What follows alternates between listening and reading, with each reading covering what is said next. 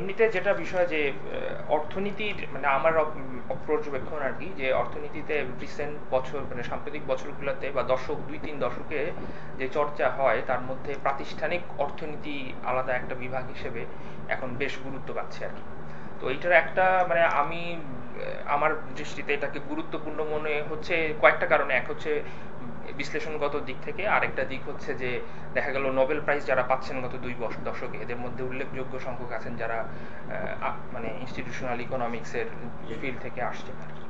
তো সেই হিসাবে এবং অন্যান্য বিশ্লেষণের জায়গা থেকেও আমার কাছে মনে হচ্ছিল যে বাংলাদেশের অর্থনীতির যে মূল্যায়ন হয় এখানে ব্যষ্টিক এবং সামষ্টিক অর্থনীতির দৃষ্টিভঙ্গিগুলো যত বেশি গুরুত্ব পায় বা প্রথাগত অ্যানালিসিস, সেই তুলনায় প্রাতিষ্ঠানিক ব্যাপারগুলোর গুরুত্বটা তুলনামূলকভাবে কম আসে। এটা হয়তো বা অর্থনীতির প্রচলিত যেই শিক্ষা দীক্ষার ধরন সেটার কারণে হয়তো হতে পারে একটা সম্ভাবনা। কিন্তু যেটাই হোক, আপনার আপনার যে লেখা আমি দেখলাম সেটা তুলনামূলকভাবে প্রাতিষ্ঠানিক বিভিন্ন বিষয় নিয়ে বিভিন্ন সময় একটু বেশি কাভারেজ থাকে। তো এখন আমার কাছে প্রথম যে প্রশ্নটা সেটা একটু জেনারেল।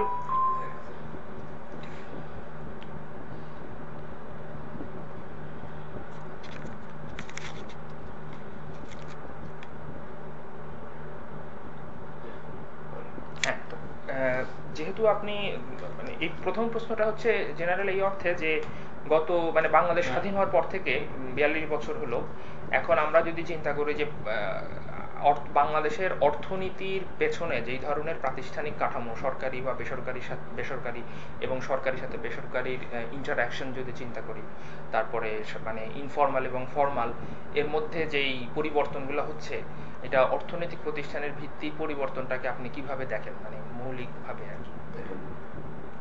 বাংলাদেশের অর্থনীতি নিয়ে আলোচনা করতে গিয়ে আমার প্রথমেই ভারতের অর্থনীতি সম্বন্ধে জন রবিনসনের একটি উক্তি মনে পড়ছে। জন রবিনসন বলতেন যে whatever you say about India the opposite equally. বাংলাদেশের অর্থনীতি সম্বন্ধে যে কোনো মন্তব্যে আপনি রাখেন না কেন, সেটার উল্টাটাও অনেকাংশেই সত্যি। অর্থাৎ বাংলাদেশের যে বর্তমান অর্থনীতি এটা বৈপরীত্য করে, এবং সেই দৃষ্টিকোণ থেকে যদি দেখেন তাহলে বাংলাদেশের যে বর্তমান অর্থনৈতিক পরিস্থিতি এটা ঠিক কোনো ধরনের অর্থনৈতিক তত্ত্বের সাথেই খাপ খায় না। বিশেষ করে যদি আমরা প্রাতিষ্ঠানিক অর্থনৈতিক দৃষ্টিকোণ থেকে দেখি তাহলে বাংলাদেশের সাম্প্রতিক অর্থনৈতিক উন্নয়ন প্রহেলিকা আমি বলছি এই জন্য যে এই ব্যাপারে কোনো সন্দেহ নাই যে বাংলাদেশের স্বাধীনতা অর্জনের পর বাংলাদেশের অর্থনীতিতে অনেকগুলি ইতিবাচক অর্জন দেখা গেছে। যেমন 1975 এর পরে 3 দশকে আমাদের মাথা পিছু আয় প্রকৃত হিসাবে দ্বিগুণের বেশি হয়ে গেছে। বাংলাদেশের অর্থনৈতিক ইতিহাসে এ ধরনের অর্থনৈতিক অগ্রগতি এর আগে কখনো অর্জিত হয়নি। বাংলাদেশে গড় আয়ের প্রত্যাশা উল্লেখযোগ্যভাবে বেড়ে গেছে। বাংলাদেশে আপনার মানব উন্নয়ন সূচকের দিক দিয়ে আমরা অনেক অগ্রগতি অর্জন করেছি, শিক্ষার ক্ষেত্রে আমরা অগ্রগতি অর্জন করেছি। এগুলো সবই অত্যন্ত ইতিবাচক অর্জন। কিন্তু একই সময় বাংলাদেশের যে সুশাসন ব্যবস্থা তাতে অতি দ্রুত অবনতি করেছে। এটা আমরা যে কোনো সুযোগের ভিত্তিতেই নির্ণয় করতে যাই না কেন, আমরা দেখতে পাই যে বাংলাদেশের যে শাসন ব্যবস্থা সেখানে অবক্ষয় ঘটেছে এবং অনেক ক্ষেত্রে দ্রুত অবনতি ঘটেছে। কাজেই এই বৈপরীত্যের কি ব্যাখ্যা সম্ভব যে একই সাথে আপনার সুশাসনের অবক্ষয় হচ্ছে, অন্যদিকে অর্থনৈতিক অগ্রগতি এমনকি সামাজিক সূচকে অগ্রগতি হচ্ছে। এর কারণ আমার মনে হয় দুটি। একটি হলো যে একটি দেশ যখন অর্থনৈতিক উন্নয়নের অতি নিম্ন পর্যায়ে থাকে সেই ক্ষেত্রে তার উন্নয়নের যে সুযোগ এত বেশি যে সেখানে সুশাসনের অনুপস্থিতি সত্ত্বেও অর্থনৈতিক উন্নয়ন অর্জন সম্ভব হতে পারে। অর্থাৎ অতি নিম্ন পর্যায়ের দেশ যেগুলো সেখানে অর্থনৈতিক উন্নয়নের জন্য সুশাসন অপরিহার্য নয়। সুশাসন থাকলে ভালো হয়, কিন্তু সুশাসন না থাকলে অর্থনৈতিক উন্নতি হবে না, এই ধরনের ধারণা করা হয়।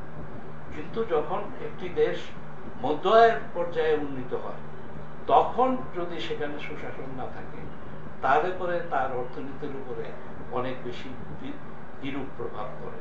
তো বাংলাদেশ যেহেতু এই গত ৩০-৪০ বছরের অর্থনৈতিক দিক থেকে অত্যন্ত নিম্ন পর্যায়ে ছিল, সেজন্য সুশাসনের অভাব আমাদের অর্থনৈতিক উন্নয়নের ক্ষেত্রে প্রতিবন্ধকতা হয়ে তত বড় প্রতিবন্ধকতা হয়ে দাঁড়ায়। এটি একটি কারণ। আরেকটি কারণ হলো যে বাংলাদেশে সামগ্রিকভাবে আমাদের প্রাতিষ্ঠানিক ক্ষেত্রে অগ্রগতি হয়নি, কিন্তু কতগুলি ক্ষেত্রে কিছু কিছু ক্ষেত্রে আপনার অগ্রগতি অর্জিত হয়েছে। এবং এই যে কিছু কিছু ক্ষেত্রে সামান্য অগ্রগতি অর্জিত হয়েছে সেটাই কিন্তু আমাদের অর্থনীতিকে অনেক দূর এগিয়ে নিয়ে গিয়েছে। যেসব ক্ষেত্রে অগ্রগতি অর্জিত হয়েছে একটি হলো যে কৃষি ক্ষেত্রে আমরা অগ্রগতি দেখতে পাচ্ছি।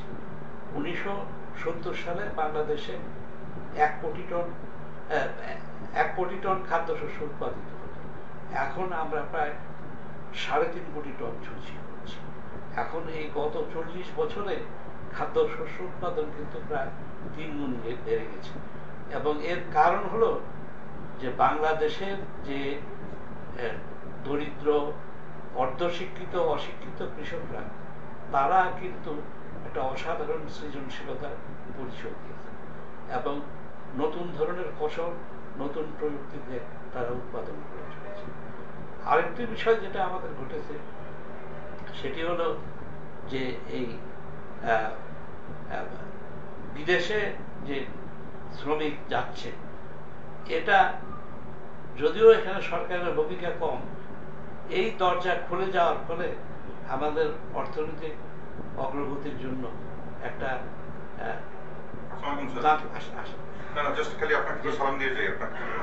দেখা হয় না। ভালো আছেন আপনি? আমরা এই বৃহস্পতিবার আর ইচ্ছা করে ফ্যাকাল্টি মিটিং দিয়ে নেই, কারণ অনেক টিচাররা আজকে মেকআপ ক্লাস নিচ্ছে। শনিবার কি আমাদের ক্লাস হবে না? শনিবারে জি, রবি মঙ্গলের শিডিউলটা আমরা করবো। আপাতত ক্লাস ক্যান্সেল করি নাই। শনিবার করেন? শনিবার আমার 3টা থেকে ক্লাস আছে। জি জি, তাহলে এটা নিতে আসবো। জি, আপনি নিয়ে কোনো অসুবিধা নেই। ঠিক আছে স্যার। হ্যাঁ স্যার, আপনি বলছিলেন বিদেশে শ্রমিকদের যাওয়ার বিষয়টা। ওই দরজাটা খুলে যাওয়াতে বেশ উপকার হয়েছে।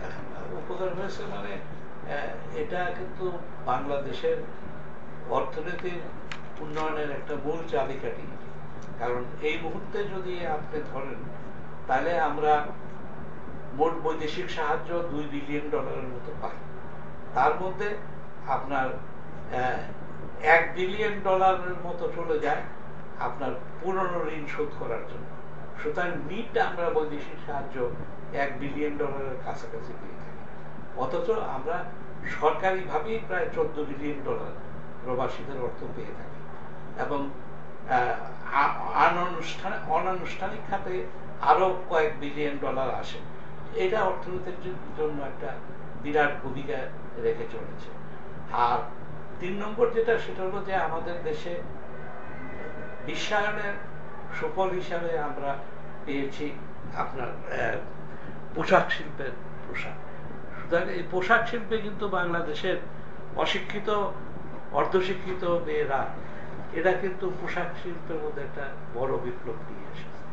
তো এর ফলে দুটো জিনিস ঘটেছে। একটা হলো যে বিশ্বায়নের ফলে আমরা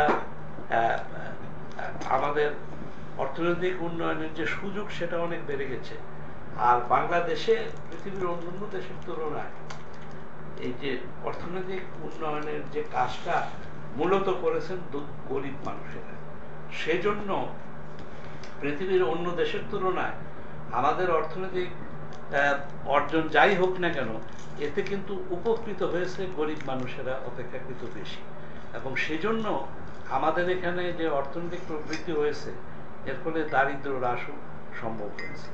কিন্তু সমস্যা হলো যে আমরা এখন যে পর্যায়ে চলে এসেছি, তারপরে যদি আমাদের সামনে যেতে হয় তাহলে পরে আমাদের সুশাসন নিশ্চিত করতে হবে। আর আমি অন্যভাবে বলবো, আমি বলবো যে এইসব সত্ত্বেও আমি মনে করি যে দুটি কারণে আমাদের দেশে সুশাসনের উন্নয়নের প্রয়োজন রয়েছে। আমাদের প্রাতিষ্ঠানিক কাঠামোর উপরে জোর দিতে হবে। একটি কারণ হলো যে অতীতে যা ঘটেছে ভবিষ্যতে তা ঘটানো সম্ভব নাও হতে পারে। অর্থাৎ আমরা এখন মাথাপিছু আয়ের যে পর্যায়ে এসেছি, তারপরে সামনে যেতে হলে পরে আমাদের যে প্রাতিষ্ঠানিক কাঠামো এটাকে শক্তিশালী করতে হবে এবং সুশাসন প্রতিষ্ঠা করতে হবে। এটা যদি না করি তাহলে ভবিষ্যতে আমাদের অর্থনৈতিক অগ্রগতি মুখ তুলে দাঁড়াবে। আর 2 নম্বর কারণ যে কারণে আমাদের সুশাসনের উপর জোর দিতে হবে, যে সুশাসন না থাকলে পরে ক্ষতি হয় সবচেয়ে বেশি গরিব মানুষের, প্রান্তিক জনগোষ্ঠী। সুতরাং যদি দেশে সুশাসন প্রতিষ্ঠিত না হয় তাহলে পরে যে ভবিষ্যতে যে অর্থনৈতিক উন্নয়ন অর্জিত যদি হয় সেটা সুফল কিন্তু জনগণের মানে দরিদ্র জনগোষ্ঠীর কাছে পৌঁছানো যাবে না। সুতরাং এ ধরনের প্রবৃদ্ধি আমাদের জন্য অর্থবহ হবে না। আর আরেকটি বিষয় আমাদের মনে রাখতে হবে যে সুশাসন কিন্তু রাতারাতি প্রতিষ্ঠা করা যায় না। আমার ধারণা সুশাসনের ক্ষেত্রে আপনার অর্থবহ কোনো অগ্রগতি অর্জনের জন্য কমপক্ষে 10 থেকে 15 বছরের নিরবিচ্ছিন্নভাবে কাজ করে দিতে হবে। সুতরাং এটা যদি আমরা এখন শুরু না করি তাহলে আগামী দশকে বাংলাদেশের অর্থনীতি মুখ থুবড়ে পড়ার সম্ভাবনা রয়েছে। তাহলে কি এখন পরের প্রশ্নটা যাব? আচ্ছা, আপনার প্রশ্নগুলি হয়তো আমার উত্তরের আলোকে কিছু কিছু আবার মানে কিছু কিছু কথা আপনার অন্য প্রশ্নের সাথে রিলেটেড, আর কিন্তু আমরা আলাপ করতে করতে দেখব। এই একটা বিষয় হচ্ছে যে যেটা প্রাতিষ্ঠানিক কাঠামোর সাথে খুবই ঘনিষ্ঠভাবে জড়িত, সেটা হচ্ছে অর্থনীতিতে মানে ঝুঁকির ব্যাপারটা বা অনিশ্চয়তার বিষয়টা। সেটা যখন কোনো প্রাতিষ্ঠানিক কাঠামো ভালো থাকে তখন অনিশ্চয়তা বা ঝুঁকিটা তুলনামূলকভাবে কম থাকে। প্রতিষ্ঠানের উদ্দেশ্যই হচ্ছে যে মানে এক অর্থে বা সাধারণ অর্থে যে ঝুঁকিটা যেন কম করানো যায় আর কি। তো ঝুঁকি বেশি হলে যেটা হয় যে আর বাজার আশ্রয় যে প্রতিষ্ঠান মানে বাজারের উপর ভিত্তি করে যে প্রতিষ্ঠানগুলো তৈরি হয় তারা তো রিফ্লেক্সিভলি নিজেদেরকে ফর্ম করে যে কোথায় কিভাবে ঝুঁকিগুলো বিন্যস্ত, সেই হিসাবে ইনস্টিটিউশনগুলো নিজে থেকে ফর্ম হয়। তো অনিশ্চয়তা বেশি থাকলে ঝুঁকি বাড়বে, বিনিয়োগ কম হওয়ার সম্ভাবনা আছে। যে আমি যদি বিনিয়োগ করি আমি চাবো যে ঝুঁকিটা যেন কম থাকে, যেখানে সেখানে বিনিয়োগ করব। কিন্তু আলটিমেটলি যদি মানে চূড়ান্ত ফল হিসেবে যখন দ্রব্য বা সেবার যে মূল্যটা থাকে অনেক বেশি দাম দিয়ে লোকের সেই সেবা বা পণ্যগুলো কিনতে হয়, তো এটা তো সমাজকেই বেশি করে পে করতে হয় বা মূল্যটা আলটিমেটলি সমাজের কাছ থেকেই যায়। তো এখন এইটা যেমন একটা বড় ছবি। আরেক দিক দিয়ে চিন্তা করলে আমরা যখন বাজেটের দিকে তাকাই তখন দেখা যায় বাজেট মানে হচ্ছে সাধারণ অর্থে খুব সাধারণ মানুষের কাছে বাজেট মানে হচ্ছে কিছু কিছু জায়গায় করের রেট চেঞ্জ হবে, শুল্ক পরিবর্তন হবে, এবং এই পরিবর্তনগুলো খুব মনে হয় যেন খুব বেশি হয় একটু মানে যেখানে স্থবিরতাটা মানে স্থিরতাটা থাকে না হয়তো। তো সেই ব্যাপারটা মানে একটা হচ্ছে বড় ছবি আর একটা হচ্ছে ছোট আকারে বাজেটের ব্যাপারে। তো এই ব্যাপারগুলো মানে আসলে মানে প্রাতিষ্ঠানিক দৃষ্টি থেকে দেখলে কেমন মনে হয় আপনার কাছে? আমাদের অর্থনীতির একটা বড় সমস্যা হলো যে এখানে অনিশ্চয়তার মাত্রা অনেক বেশি, এবং অনিশ্চয়তার মাত্রা বেশি হওয়ার কারণ দুটি। একটি হলো রাজনৈতিক অস্থিরতা, এবং যখনই আপনার কয়েকদিন পরে পরে যখনই দেখা যায় যে সরকারের পরিবর্তন ঘটেছে তখনই পরবর্তী সরকার নতুন সরকারের যে দায় দায়িত্ব এবং নীতিমালা সেগুলো গ্রহণ করতে চান না এবং সেগুলো পরিবর্তন করতে চান। তো যখন বিনিয়োগকারীরা জানেন যে কোনো দেশে রাজনৈতিক অস্থিরতা রয়েছে সেখানে তারা কোনো দীর্ঘমেয়াদী বিনিয়োগ করতে চান না। এবং আমাদের দেশে যেহেতু এখন পর্যন্ত আপনার সর্বদলীয় মতৈক্য অনেক বিষয়ে প্রতিষ্ঠিত হয়নি, যেটা মার্কিন যুক্তরাষ্ট্রে যেটাকে বলে যে বাই পার্টিজান পলিসি, সেই ধরনের ব্যবস্থা না থাকলে পরে আপনার বিনিয়োগকারীরা নিরুৎসাহিত হয়। কাজে এটা হলো একটা সমস্যা। আরেকটা সমস্যা হলো যে সরকার নিজেও কখনো একটা সুসামঞ্জস্যপূর্ণ নীতি অনুসরণ করে না। যদি রাজনৈতিক পরিবর্তন নাও হয়, একই সরকার একই বিষয়ে বারবার সিদ্ধান্ত পরিবর্তন করতে থাকেন, যখন যেরকম সুবিধা হয় সেভাবে দেখতে থাকেন। এখন সরকার স্বল্প মেয়াদী লাভের কথা চিন্তা করতে পারেন, আর দীর্ঘমেয়াদী লাভের কথা চিন্তা করতে পারেন। স্বল্প মেয়াদী লাভ হলে পরে যখন যেখানে লাভ বেশি হয় সেরকম সিদ্ধান্ত নেওয়ার চাপ পড়ে থাকে।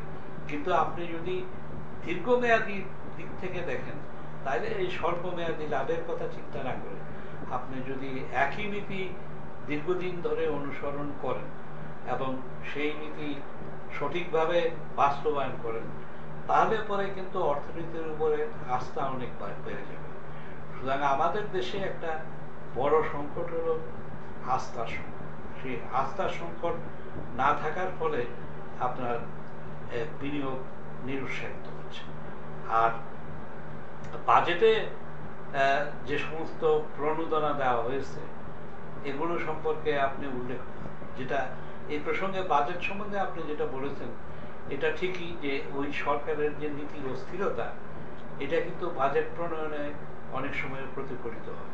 সরকার অনেক সময় আপনার বর্তমান বছরের রাজস্ব আয় বাড়ানোর জন্য দেখা যায় যে অনেকগুলি স্বল্প মেয়াদী ব্যবস্থা নেয়, যেটা দীর্ঘমেয়াদী লক্ষ্যের সাথে সামঞ্জস্যপূর্ণ না। এরকম ব্যবস্থা যদি নেওয়া হয় তখন কিন্তু যারা বিনিয়োগকারী তারা বুঝতে পারেন না যে সরকার শেষ পর্যন্ত কি করবে।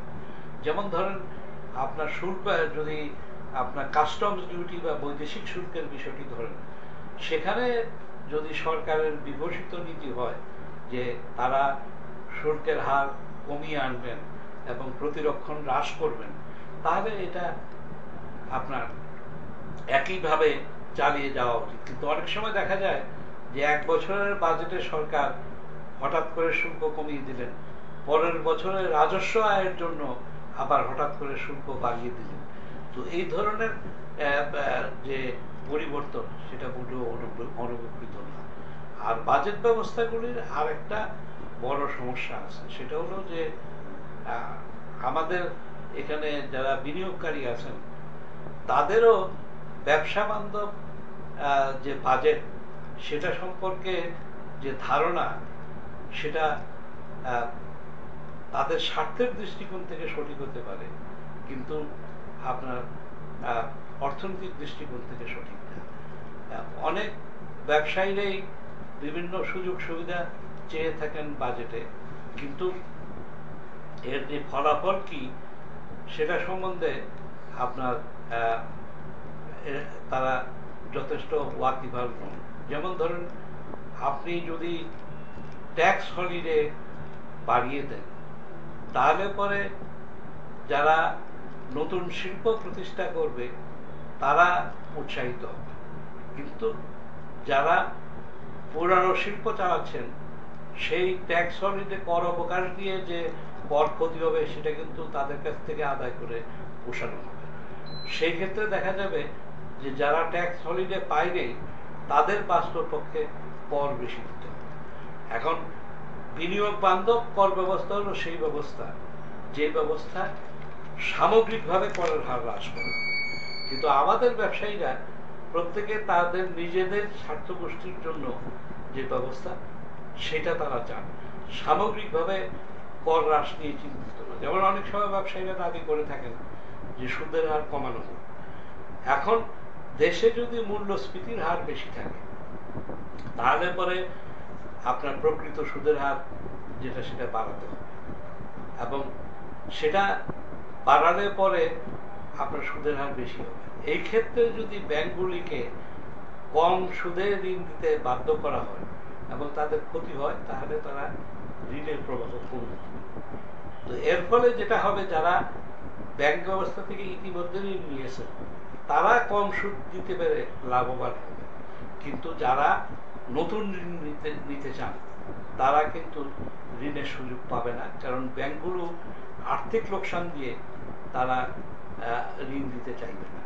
তো এই অবস্থাতে আমাদের ব্যবসা বাণিজ্যকে উৎসাহিত করার জন্য বিশেষ স্বার্থ গোষ্ঠীর উপরে জোর না দিয়ে জোর দিতে হবে সামগ্রিক অর্থনীতির উপরে, এবং ওই দৃষ্টিকোণ থেকে যদি ব্যবস্থা গ্রহণ করা হয় তাহলে এটা অর্থনীতির উপরে দীর্ঘস্থায়ী প্রভাব ফেলবে।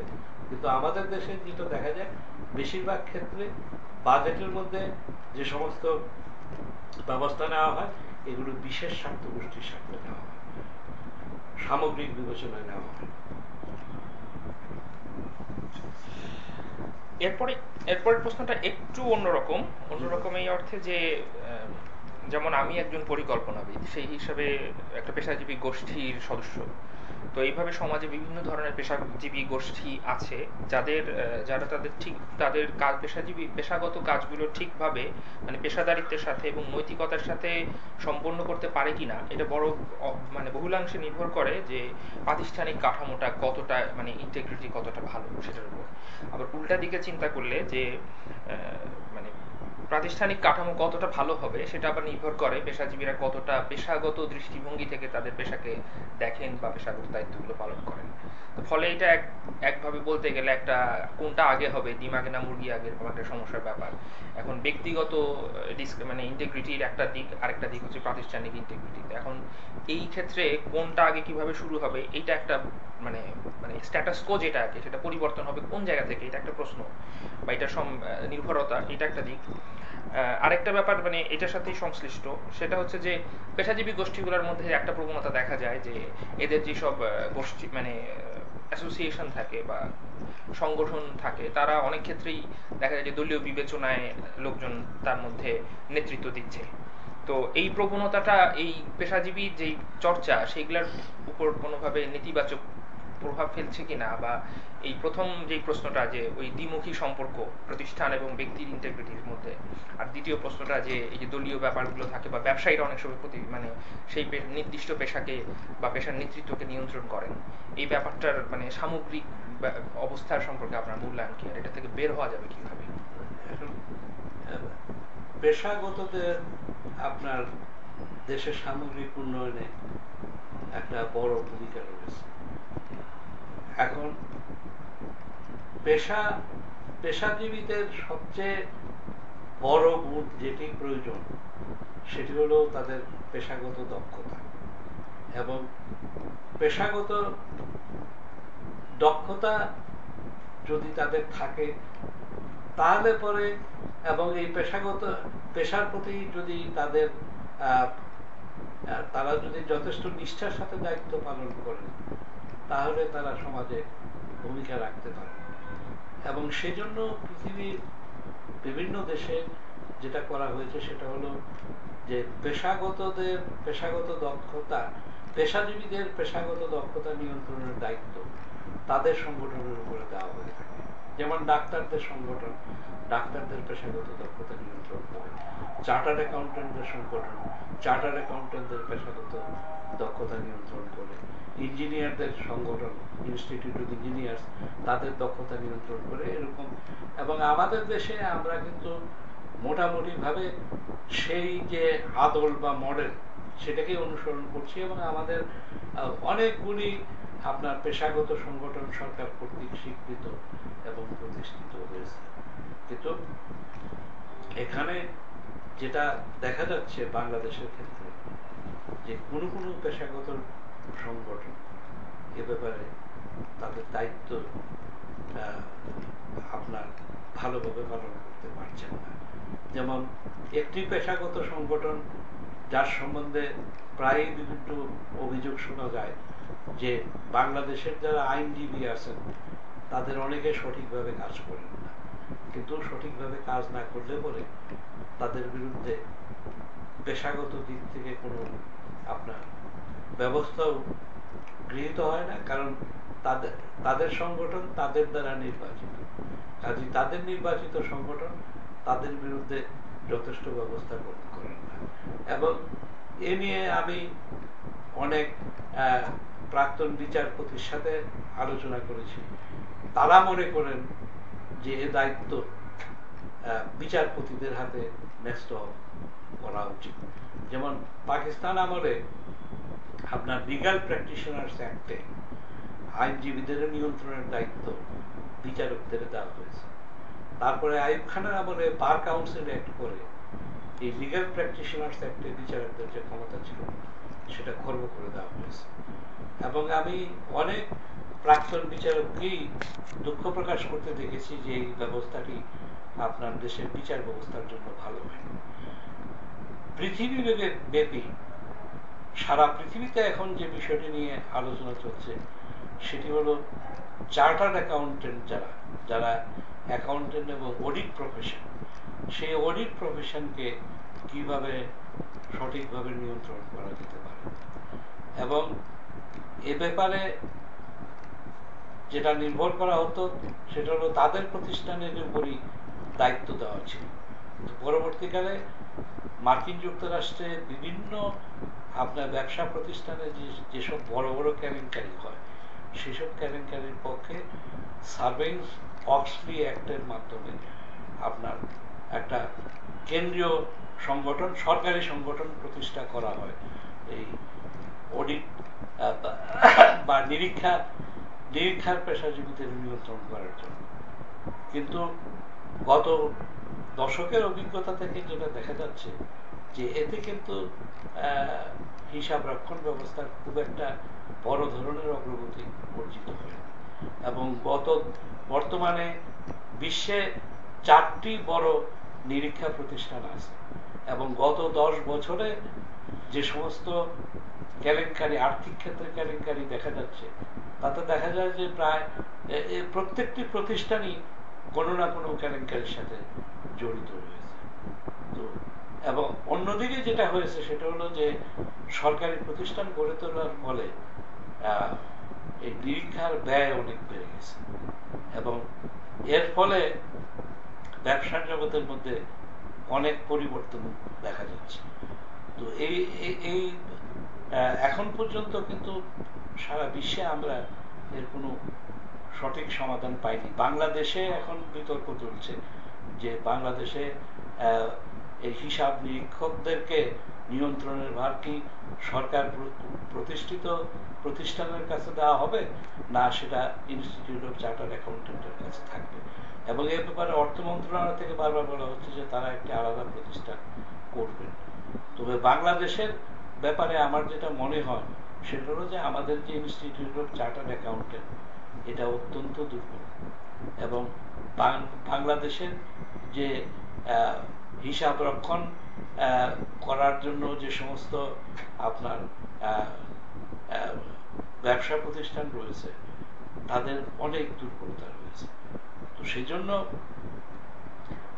আমার বক্তব্য হলো যে নিয়ন্ত্রণ যার হাতেই থাকে প্রতিটি পেশাতেই পেশাগত দক্ষতা নিশ্চিত করার জন্য ব্যবস্থা গ্রহণ করার প্রয়োজন রয়েছে এবং এগুলো একদিনে করা সম্ভব হবে না।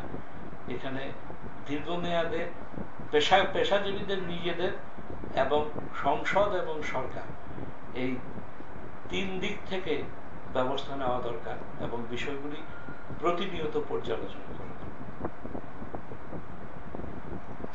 খুবই ভালো একটা জায়গায় এসে এটা শেষ হলো, কারণ আপনি ওই যেহেতু আর্থিক নিরীক্ষার প্রসঙ্গটা আনলেন, একটা বইয়ের কথা আমার মনে পড়ছে যে সাম্প্রতিক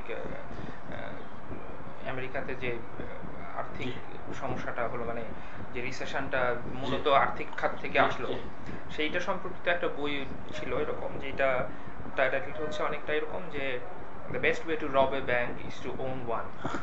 তো মানে এই জায়গা থেকে আমরা স্বার্থের সংঘাত বলে একটা বিষয় খুব যেটা কনফ্লিক্ট অফ ইন্টারেস্টের বিষয়টাতে আমরা প্রবেশ করি। তা আপনি আপনার একটা বইতে মানে বাঁচামোর অর্থনীতি একটা ইয়েতে মানে নিবন্ধে আপনি খুব ভালোভাবে চিকিৎসার ক্ষেত্রে এই ব্যাপারটা কিভাবে কাজ করে সেটা নিয়ে আলোচনা করেছেন আমি দেখলাম। তো এটা বিভিন্ন পেশায় বিভিন্নভাবে আসতে পারে। তো যেমন মানে অনেক ক্ষেত্রে হয়তো অনেক উদাহরণ আসতে পারে। বাংলাদেশে যেমন পত্রিকার মালিক হয়তো বা দেখা গেল একজন ব্যবসায়িক হতে পারে, বা কখনো কখনো রাজনৈতিক দলের নিয়ন্ত্রণ থাকে। তো প্রত্যেকটা মালিকানার পদ্ধতির মধ্যে ওই নির্দিষ্ট প্রতিষ্ঠানের বা নির্দিষ্ট পেশার যে দায়িত্ব থাকে সেগুলো সমস্যা থাকে। এর কোনো সাধারণ সমাধান দেওয়া সম্ভব না, কোনো সিলভার বুলেট নাই যে এটা দিলেই এটা শেষ হয়ে যাবে। কিন্তু যেটা দরকার আছে সেটা হলো eternal vigilance is the price of freedom. এগুলো সব সময় প্রতিনিয়ত পরিবীক্ষণ এবং পর্যবেক্ষণ করতে হবে, সমাজেরও করতে হবে, পেশাজীবীদের নিজেদেরও করতে হবে, আত্মজিজ্ঞাসা থাকতে হবে। এগুলো যদি আমরা ছেড়ে দেই তাহলে দেখা যাবে যে যে কোনো জায়গায় ব্যর্থতা সারা অর্থনীতির উপরে তার প্রভাব ফেলবে, গোটা সমাজ ব্যবস্থাকে বিপর্যস্ত করবে। কারণ যত বেশি আপনার কারিগরি পরিবর্তন হচ্ছে তত কিন্তু পেশাজীবীদের যে ভূমিকা সেটা আরো সম্প্রসারিত হচ্ছে। এইসব ক্ষেত্রে মানে যখনই কনফ্লিক্ট অফ ইন্টারেস্টের প্রশ্ন আসে তখন তো বিভিন্ন এজেন্ট মানে তাদের নিজস্ব স্বার্থ নিয়ে সামনে আসে। তাদের অনেকের শক্তি অনেক বেশি থাকে, অনেকের শক্তি কম থাকে, এবং যাদের শক্তি বেশি থাকে দেখা যায় যে কনফ্লিক্ট অফ ইন্টারেস্টের তারাই বেশিরভাগ ক্ষেত্রে লাভবান হয়। তো সেই ক্ষেত্রে যারা প্রোটেস্ট করবে বাই ডেফিনেশন মানে কাঠামোগতভাবেই তারা সবসময় দুর্বল হবে। তাহলে এই সমস্যা থেকে বের হওয়ার উপায়টা কি? যেহেতু দুর্বল তারা হবেই। তো সেই জন্যই তো সরকারের ভূমিকা। সেই জন্যই তো যেমন ধরেন স্টক মার্কেটের মধ্যে যে সমস্ত কাঠামো তৈরি করা হয়েছে, যেসব আইন কানুন তৈরি করা হয়েছে, এগুলোর উদ্দেশ্য হলো আপনার ক্ষুদ্র বিনিয়োগকারীদের স্বার্থ নিশ্চিত করা। তো সেই জন্য সরকারের ভূমিকা রয়েছে, আবার আপনার প্রতিষ্ঠানগুলিরও ভূমিকা রয়েছে, বিনিয়োগকারীদেরও ভূমিকা রয়েছে, এবং এগুলো প্রতিনিয়ত পরিবীক্ষণ পর্যবেক্ষণ করতে হবে। একটা কারণ অসুবিধা যেটা হলো যে পৃথিবী তো থেমে নেই, কাজে আজকে আমরা যে কাঠামো তৈরি করলাম এটা যে আগামী 20 বছরের চাহিদা মেটাতে পারবে তার কোনো নিশ্চয়তা নেই। কাজে আমাদের কিন্তু প্রতিনিয়ত দেখতে হবে যে জিনিসটা ঠিক মতো কাজ করছে কিনা।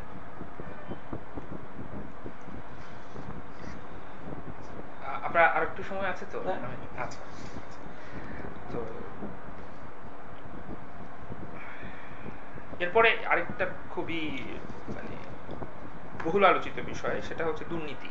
এই প্রসঙ্গে একটা সাম্প্রতিক প্রবণতা দেখা যাচ্ছে, সেটা হচ্ছে এটা অবশ্য কিছুটা অর্থনীতির গবেষণার লিটারেচার থেকেই সম্ভবত আলোচনাটার সূত্রপাত। সেটা এরকম যে কেউ কোনো গবেষণায়, সেটা এম্পিরিক্যাল গবেষণার মধ্যেও আছে, যে বলা হচ্ছে মানে দুর্নীতি অনেক ক্ষেত্রে আমলাতান্ত্রিক দীর্ঘসূত্রিতা কিংবা জটিলতার নিরসন করে, এবং সেই অর্থে কখনো কখনো সেটা ইতিবাচকভাবে দেখা সম্ভব। তো দেখা গেছে যে যখন এটার বিপক্ষেও অনেক মতামত আছে, এবং এম্পিরিক্যাল ফাইন্ডিংস গুলাতেও দেখা গেছে যে বিরুদ্ধ ফলাফল পাওয়া যাচ্ছে। কিন্তু এই ব্যাপারটাকে সাম্প্রতিক সময়ে কিছুটা ব্যবহার করার মানে মনে হয় প্রবণতা তৈরি হচ্ছে। যেমন পদ্মা সেতু প্রসঙ্গে অনেকে বলছেন যে বিশ্ব ব্যাংকের অর্থায়নের ক্ষেত্রে মানে অর্থনৈতিক মানে প্রাতিষ্ঠানিক দুর্বলতা আছে বলেই ওরা বাইরের অর্থায়ন প্রয়োজন হয়। তো দুর্বলতা থাকা সত্ত্বেও মানে প্রাতিষ্ঠানিক দুর্বলতা দুর্নীতির তো সেটার একটা অংশ, কাজে এটাকে কেন মানে প্রশ্নবিদ্ধ করা হচ্ছে বা সেটার কারণে কেন তার টাকা তুলে নেওয়া হচ্ছে, এরকম একটা প্রশ্ন। আবার অনেকে যেমন আর্থিক খাতে সাম্প্রতিক যে জালিয়াতির প্রশ্নটা আসছে সেটাকেও অনেকে বলছেন এইভাবে যে মানে বিশেষ করে সরকার বা রাষ্ট্রপক্ষ থেকেই বলা হচ্ছে যে এটা দুর্নীতি সারা পৃথিবীতে বিশেষ করে অর্থ খাতে হয়, যেটা আপনার আগের উদাহরণে অনেক ক্ষেত্রে নিরীক্ষা সংক্রান্ত বিষয় আপনিও বললেন। তো এখন এই যে প্রসঙ্গটা মানে যে প্রবণতাটা, সেখান থেকে মনে হচ্ছে এক ধরনের নৈতিক সংকটের মধ্যে আছে। নৈতিক সংকটের দিকটা বাদ দিলে অর্থনৈতিক দিকটাকে আপনি কিভাবে দেখেন? যে এখানে আমি মনে করি যে আমরা অর্থনীতিবিদরা একটা খুব খারাপ কাজ করেছি।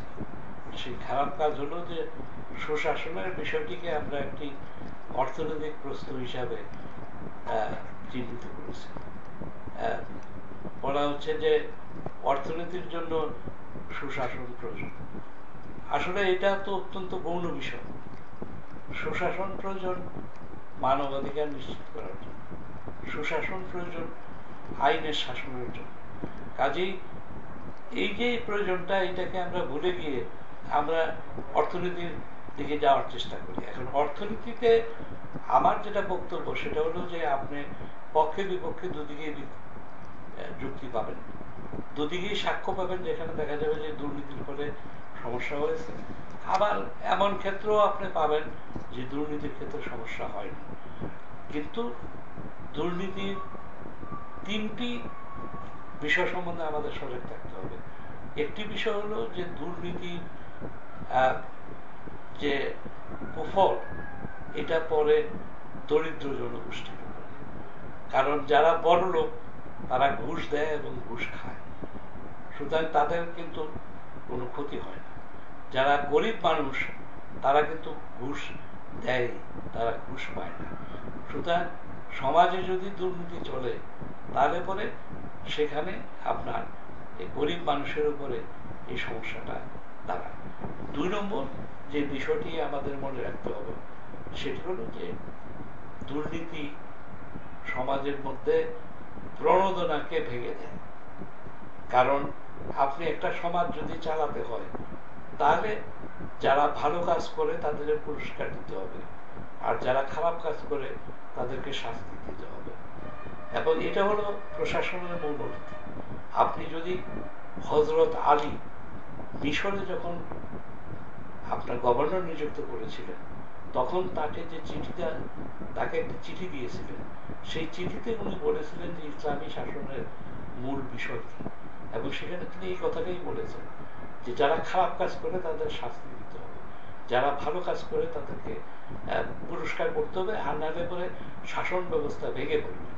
এবং ভগবত গীতায় যদি যান তাহলে কিন্তু স্পষ্ট ভাষায় দুষ্টের দমন এবং শিষ্টের পালনের কথা এই শব্দগুলি ব্যবহার করি সেখানে বলা হয়েছে। এটা হলো আপনার একটা রাষ্ট্র ব্যবস্থার মৌলিক দায়িত্ব। কাজেই যেখানেই আপনার দুর্নীতি হয় সেখানে কিন্তু দুষ্ট লোকেরা পুরস্কার পায়, আর যারা ভালো লোক তারা আপনার সমস্যায় পড়ে। কাজে এই অবস্থাতে গোটা সমাজ ব্যবস্থা আপনার বিপর্যয়ের সম্মুখীন হয়, এবং এর ফলে আপনার সমাজে আস্থাহীনতার সৃষ্টি হয়। আস্থাহীনতার সৃষ্টি হলে পরে সেখানে বিভিন্ন ধরনের বিশৃঙ্খলা দেখা দেয়। কাজে আপনি কোন বছরের প্রবৃদ্ধি কি হলো না হলো সেটা বড় কথা নয়, সামগ্রিকভাবে আপনার অর্থনীতির উপরে কিন্তু এটা অস্থিতিশীলতার সৃষ্টি করে, সামাজিক উশৃঙ্খলার সৃষ্টি করে। আর 3 নম্বর বিষয় যেটি আমাদের মনে রাখতে হবে সেটি হলো যে সরকার প্রতিষ্ঠা করা হয় আইন প্রয়োগ করার জন্য। কাজে যদি আইন প্রয়োগ না করা হয় এবং যারা দুর্নীতি করে তাদেরকে শাস্তি না দেওয়া হয় তাহলে পরে কিন্তু দেশের আইন শৃঙ্খলা ব্যবস্থা ভেঙে পড়বে। তো এই প্রেক্ষিতে বিষয়টি কি শুধু অর্থনৈতিক দৃষ্টিকোণ থেকে সম্ভবত আমাদের দেখা ঠিক হবে না। আমরা অর্থনীতিবিদরা যেহেতু অর্থনীতি নিয়ে কথা বলি, আমরা কিন্তু যে এই বিষয়টির যে একটি মৌলিক গুরুত্ব আছে সুশাসনের, এটা কিন্তু আমরা অনেক সময় বিভ্রান্তিকর বক্তব্য দিয়ে এটাকে দুর্বল করার চেষ্টা করছি। এটা কিন্তু সঠিক না।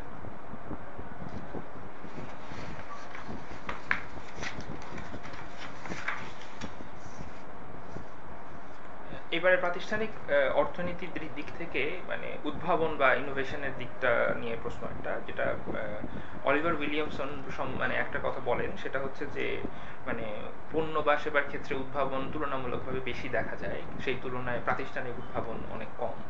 তো আমরা যদি সেইভাবে দেখি, বাংলাদেশে যে ক্ষুদ্র ঋণ বা ক্ষুদ্র ঋণ সংক্রান্ত যে প্রতিষ্ঠান তৈরি হলো সেটাকে আমরা সম্ভবত মানে আমার মনে হচ্ছে যে হয়তো আমরা এটাকে একটা প্রাতিষ্ঠানিক উদ্ভাবন হিসেবে চিহ্নিত করতে পারি। তো সেই হিসাবে মানে ওই মাপকাঠিতে এটা একটা বড় অর্জন বলা যায়। তো আর সেই ধারাতে এখন নতুন করে মোহাম্মদ ইউনূস বলছেন সামাজিক ব্যবসার কথা। তো এই ক্ষেত্রে একটা প্রশ্ন আসে, যেমন সামাজিক ব্যবসাতে একটা অর্থনৈতিক মৌলিক ধারণা প্রসঙ্গে একটা চ্যালেঞ্জিং প্রশ্ন বা প্রস্তাব উনি রাখছেন, সেটা হচ্ছে যে মুনাফা কম হলেও বা মুনাফা ছাড়াই মানে সামাজিক দায়িত্ববোধ থেকে মানে প্রণোদনা তৈরি হবে, যার ফলে এই প্রতিষ্ঠান হিসাবে সামাজিক ব্যবসা নানা ধরনের টিকে থাকতে পারে।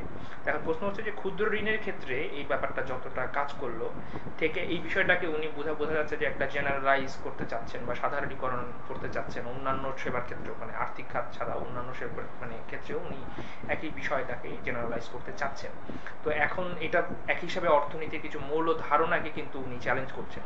তো এই ব্যাপারটাকে আপনি মানে ওনার এই দাবিটা সত্য হবে কি না সেটা একটা এম্পিরিক্যাল প্রশ্ন, এটাকে আপনি কিভাবে দেখেন, মানে এটা কতটা আশাবাদী হওয়া যায় এটা নিয়ে? ডক্টর ইউনূস অর্থনীতির ক্ষেত্রে অনেকগুলি নতুন বক্তব্য নিয়ে এসেছেন এবং মূলত তিনি ক্ষুদ্র ঋণ কর্মসূচির মাধ্যমে যে বক্তব্য তুলে ধরেছেন সেটি হলো যে গরিব মানুষকে জামানত ছাড়া, বন্ধক ছাড়া ঋণ দেওয়া যায় এবং সেটাকে আদায় করা সম্ভব। এই ধারণা কিন্তু আপনার 70-এর দশকে এটাকে কেউ বিশ্বাস করত না। তো এখন ক্ষুদ্র ঋণ ব্যবস্থা সাফল্য নিয়ে আপনি যতই তর্ক বিতর্ক করুন না কেন, এই ধারণাটি কিন্তু সারা পৃথিবীতে ছড়িয়ে পড়েছে এবং এখন কিন্তু আপনার কোনো বন্ধক ছাড়া ক্ষুদ্র ঋণ গ্রহীতাদের ঋণ দেওয়া হচ্ছে এবং বাংলাদেশে যেটা দেখা গেছে যে ক্ষুদ্র ঋণ গ্রহীতারা 90-99% টাকা ফেরত দেয়, আর বাংলাদেশের বড় ঋণ যারা নেয় তারা খুব অল্প সংখ্যক লোকই টাকা ফেরত দেয় এবং টাকা মেরে দেয়। তো সেই দিক থেকে তবে একটা জিনিস মনে রাখতে হবে যে ক্ষুদ্র ঋণ কর্মসূচি বলেন আর আপনার সামাজিক ব্যবসার কথাই, সামাজিক ব্যবসার কথাই বলেন, এগুলো বিশেষ একটা পরিবেশের, অর্থনৈতিক পরিবেশের সাথে আপনার তার ঘনিষ্ঠ যোগাযোগ রয়েছে। যেমন ধরেন যে পরিবেশে ক্ষুদ্র ঋণ কর্মসূচি শুরু হয়েছিল আজকে কিন্তু আমরা আরো অনেক দূরে গিয়ে গেছি এবং তারপরে হয়তো এখানে আরো অনেক অগ্রগতি সম্ভব। এখন সামাজিক ব্যবসায়ের প্রশ্নে যদি আসেন, তা সামাজিক ব্যবসা, প্রথম প্রশ্ন হল সামাজিক ব্যবসার পুঁজিটা কোত্থেকে আসবে।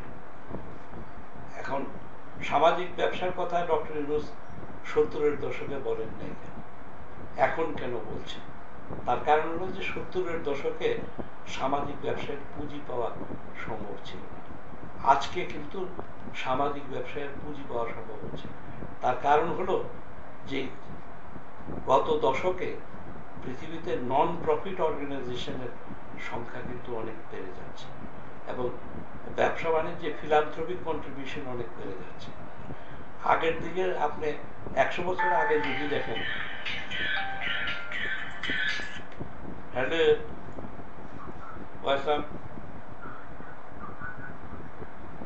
জি, আপনাদের কয়টায়? 8:20 আসতে হবে।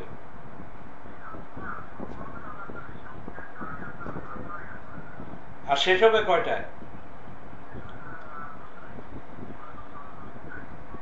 10টা বাজে। 2 ঘন্টার প্রোগ্রাম। আর কে কে থাকবেন?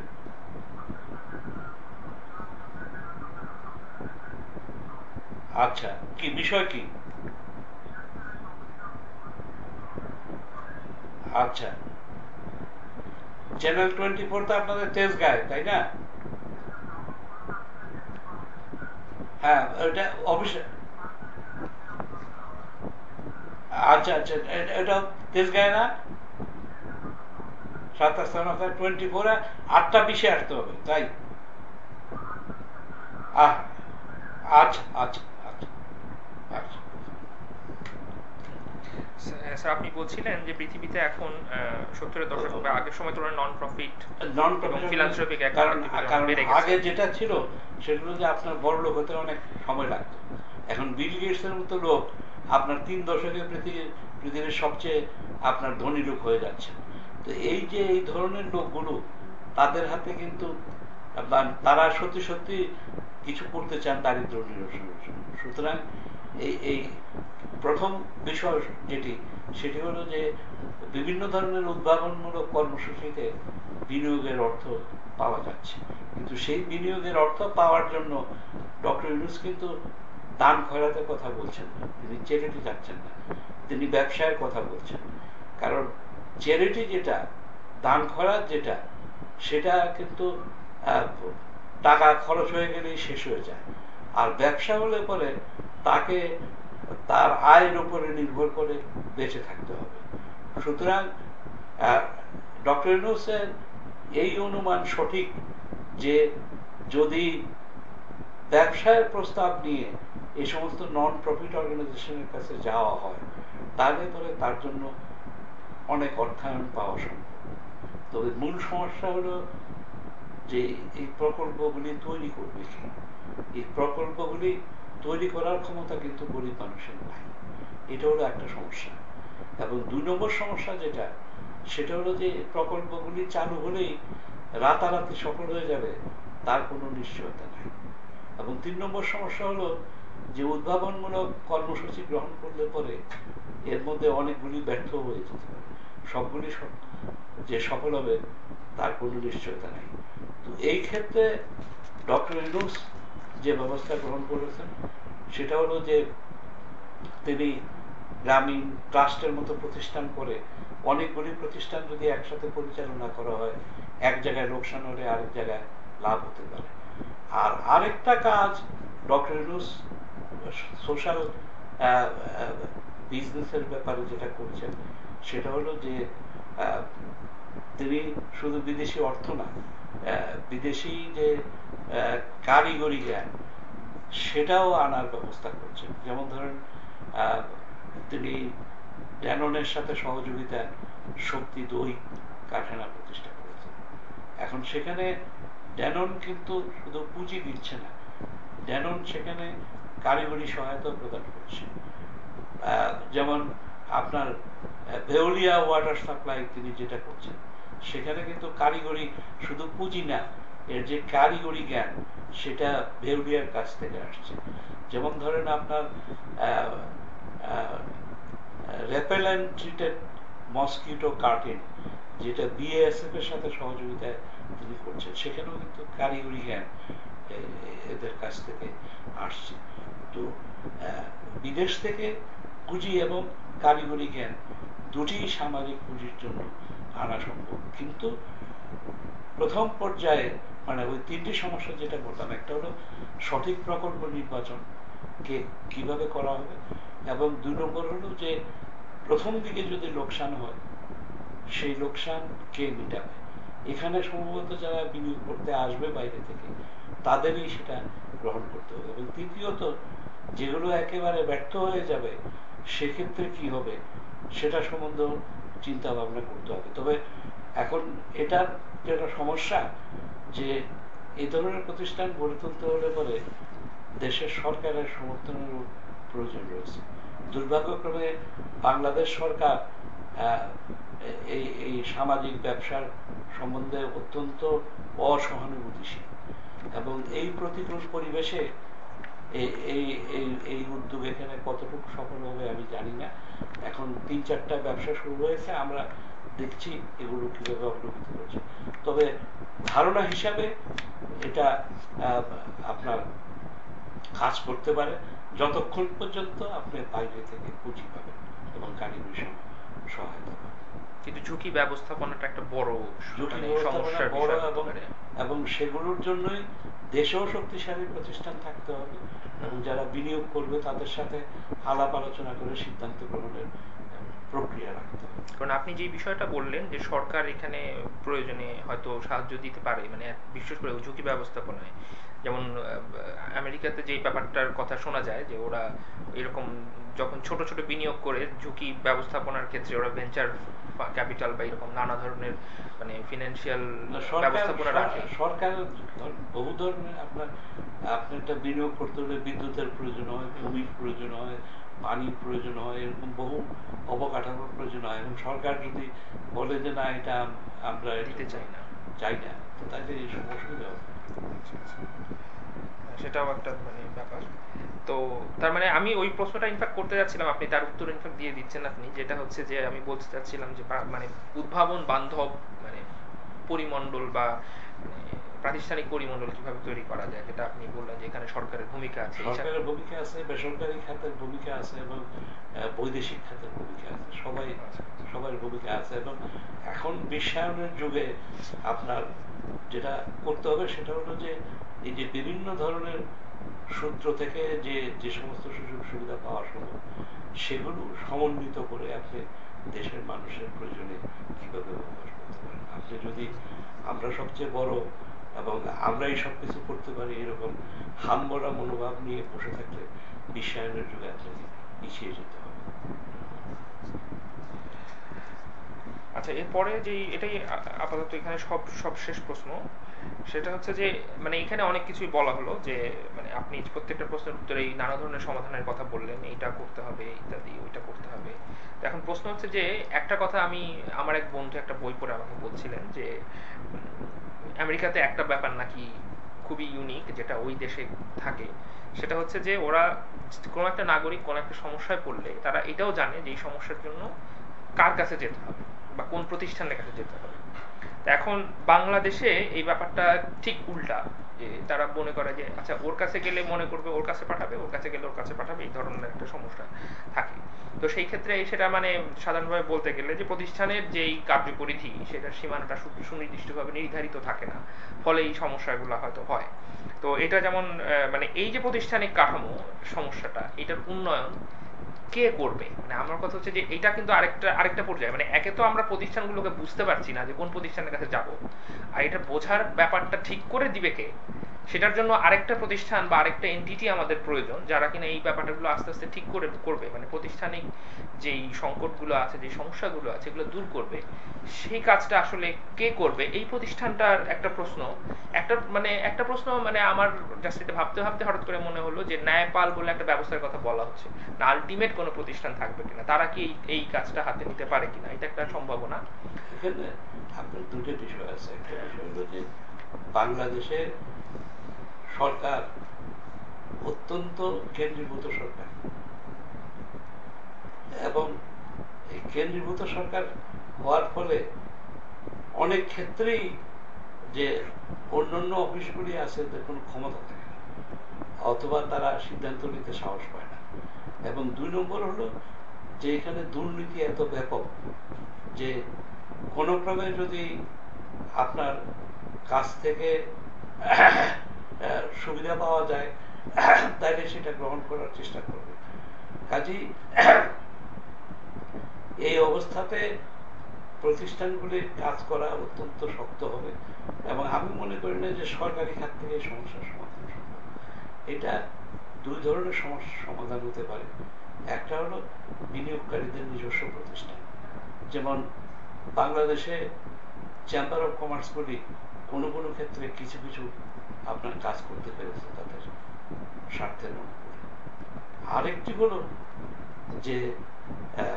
যে ধরনের উদ্ভাবনশীল বিনিয়োগকারীদের কথা বলছেন তাদেরও তো এই মুহূর্তে চেম্বার অফ কমার্স নিয়োগ করার মানে প্রতিষ্ঠা করা সম্ভব নাও হতে পারে। সেসব ক্ষেত্রে আপনার বেসরকারি প্রতিষ্ঠান সমূহ কাজ করতে পারে, এনজিও কাজ করতে পারে, এবং করে উদ্যোক্তা এবং সরকারি প্রতিষ্ঠানগুলির মধ্যে যোগসূত্র প্রতিষ্ঠা করে এগুলো সমাধান করার চেষ্টা করতে পারে।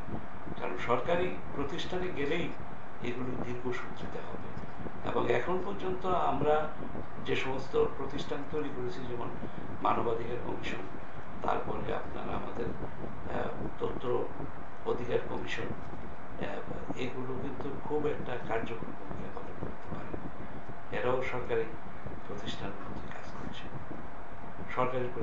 যেহেতু সরকারের মধ্যে অদক্ষতা, দুর্নীতি এবং কেন্দ্রীভূত ব্যবস্থা রয়েছে, সেহেতু সরকারি প্রতিষ্ঠান দিয়ে এই কাজ হয়তো সঠিকভাবে করে নেওয়া হতে পারে।